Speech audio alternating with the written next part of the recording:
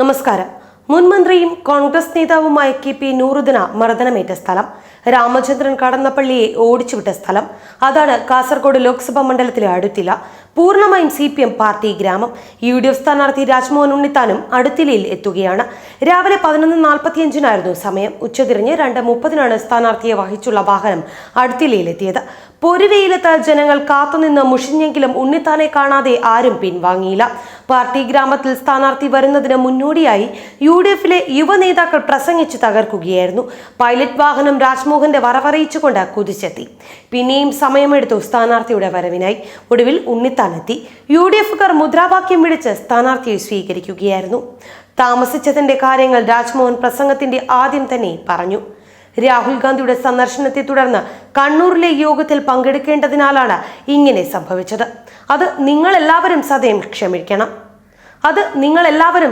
ക്ഷമിക്കണം. തുടർന്ന് പ്രസംഗത്തിലേക്ക് വന്നു. രാഷ്ട്രീയത്തിന് അതീതമായി വോട്ട് ചെയ്യണം. കാസർഗോഡ് നിങ്ങൾ ഉദ്ദേശിക്കുന്ന വികസനം നടപ്പിലാക്കണം. അതിനാൽ മാറ്റത്തിന് വോട്ട് ചെയ്യുക.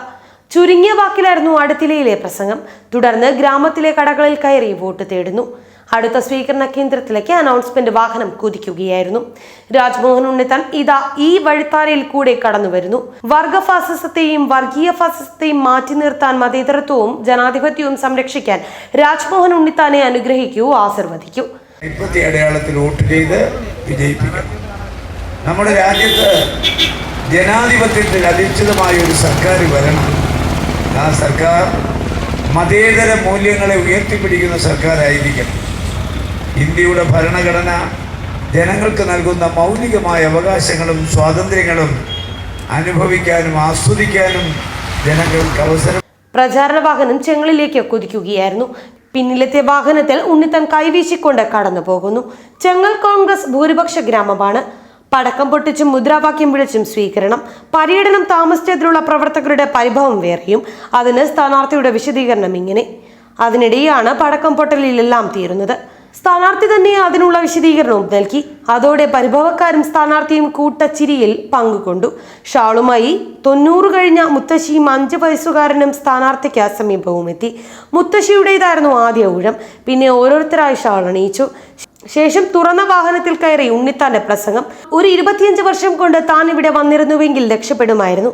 അത്ര കണ്ട് സ്നേഹമാണ് എനിക്ക് കാസർഗോഡ് നിന്നും ലഭിക്കുന്നത്. എന്നെ നിങ്ങൾ വിജയിപ്പിക്കണം. തീവ്രവാദത്തിനും വിഘടനവാദത്തിനുമെതിരെ ഞാൻ നിലകൊള്ളും. ശാന്തമായ സ്വരത്തിൽ രാജ്മോഹൻ പ്രസംഗിക്കുമ്പോൾ കാതുകൂർപ്പിച്ചു കേൾക്കുകയായിരുന്നു ജനം. ഓരോ സ്ഥലത്തും പ്രസംഗത്തിൽ മാറ്റവും ഉണ്ടായിരുന്നു. ചെങ്ങലിൽ നിന്നും കൊട്ടിലയിലേക്ക് എത്തിയപ്പോൾ പ്രസംഗം കടുപ്പിച്ചു. ഷാജഹാൻ ചക്രവർത്തി തന്റെ പ്രേയസിക്ക് പണിത താജ്മഹലിനേക്കാളും വലിയ രക്തസാക്ഷി കുടീരങ്ങളാണ് കാസർഗോഡ് മണ്ഡലത്തിൽ എവിടെ ചെന്നാലും കാണാൻ കഴിയുക. ഈ രക്തസാക്ഷി മണ്ഡപങ്ങൾക്ക് വേണ്ടി ചെലവഴിക്കുന്ന പണം കൊണ്ട് 10 പേർക്ക് തൊഴിലുണ്ടാക്കാനുള്ള സ്ഥാപനങ്ങൾ പണിതുകൂടെയെന്ന് രാജ്മോഹൻ പരിഹാസരൂപേണ ചോദിച്ചു. കാസർഗോഡ് 35 വർഷക്കാലം ഒരു പാർട്ടിയും ഒരു ചിഹ്നത്തിനും വോട്ട് ചെയ്തുകൊണ്ട് എന്താണ് ഇവിടെ നടപ്പിലായതെന്ന് ചോദിച്ചു. ഇവിടുത്തെ MP-യുടെ വീട്ടുവാതിൽക്കൽ ഒരു റെയിൽവേ ഗേറ്റ് ഉണ്ട്.